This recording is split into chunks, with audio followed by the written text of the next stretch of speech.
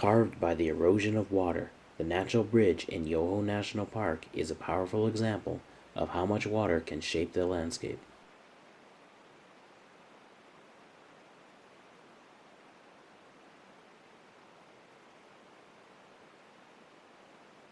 What had once been a waterfall, the natural bridge is an impressive natural rock formation on the Kicking Horse River.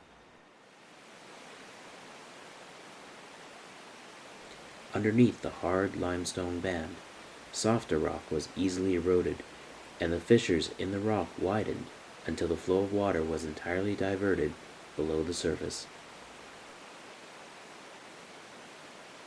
As the water cut through the rock like a thread, the remaining rock started to resemble a bridge,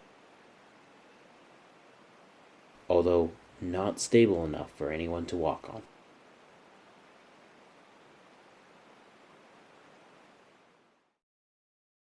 Subscribe to our channel so you don't miss out on upcoming episodes.